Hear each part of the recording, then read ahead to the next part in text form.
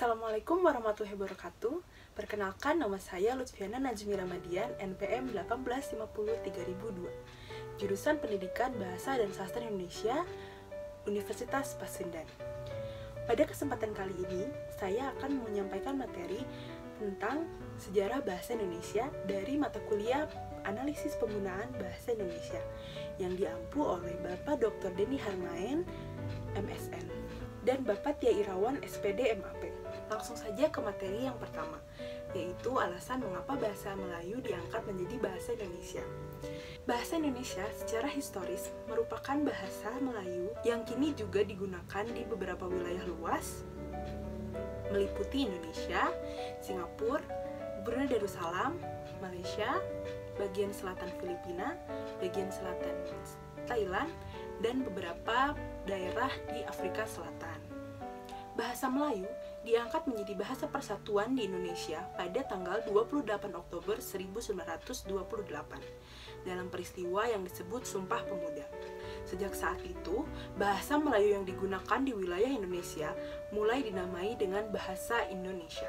Namun, secara resmi penyebutan bahasa Indonesia sebagai bahasa resmi di Indonesia baru muncul pada tanggal 18 Agustus 1945 ketika Konstitusi Indonesia diresmikan. Lalu mengapa bahasa Melayu diangkat menjadi bahasa Indonesia? Karena bahasa Melayu merupakan suatu kebudayaan bagi Indonesia. Selain itu, penggunaan bahasa Indonesia sangatlah mudah, tidak perlu mengenal tingkatan bahasa. Selain itu juga banyak sekali kemiripan antara bahasa Indonesia dengan bahasa Melayu. Yang membedakan hanya cara penyampaian yang sedikit berbeda. Lalu faktor-faktor apa saja yang mempengaruhi diambilnya bahasa Melayu menjadi bahasa Indonesia? Yang pertama, bahasa Melayu adalah bahasa sederhana. Komunikatif dijadikan bahasa yang menjadi ciri khas bagi perdagangan dan pelayanan di pelabuhan Indonesia maupun di negara-negara luar Indonesia. Yang kedua, bahasa Melayu tidak memiliki bahasa tingkatan-tingkatan seperti bahasa yang lainnya. Yang ketiga, bahasa Melayu dijadikan bahasa kebudayaan. Selanjutnya, materi alasan mengapa kita perlu bangga pada bahasa Indonesia.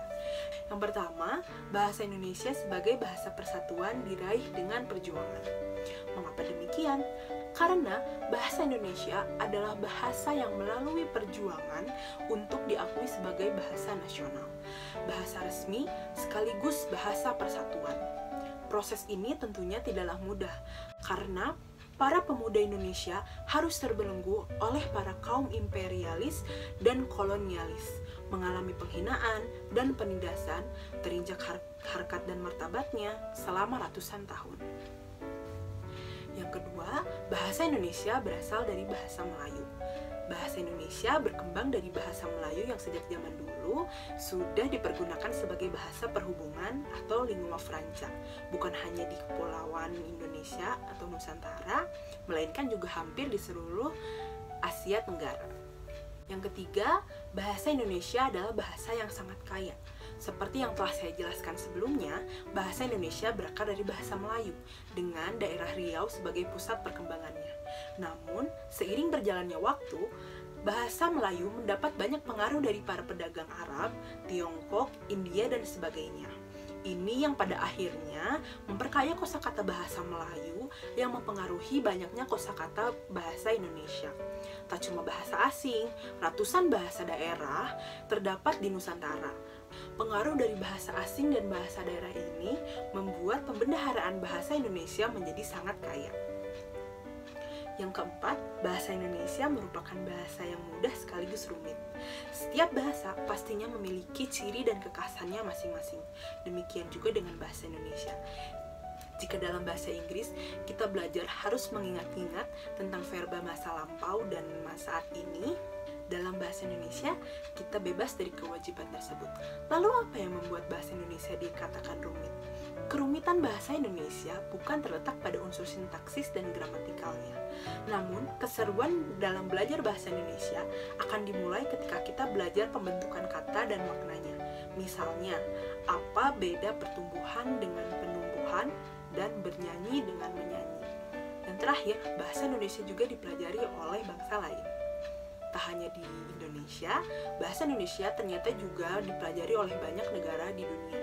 Setidaknya ada 4 universitas besar di dunia yang memiliki mata kuliah bahasa Indonesia. Yang pertama yaitu Tokyo University of Foreign Studies di Jepang, University of Southern Queensland di Australia, Taras Shevchenko National University of Kiev, Ukraina, dan Hankuk University of Foreign Studies di Korea Selatan. Sekian materi yang saya dapat sampaikan, semoga dapat dipahami dan bermanfaat. Terima kasih.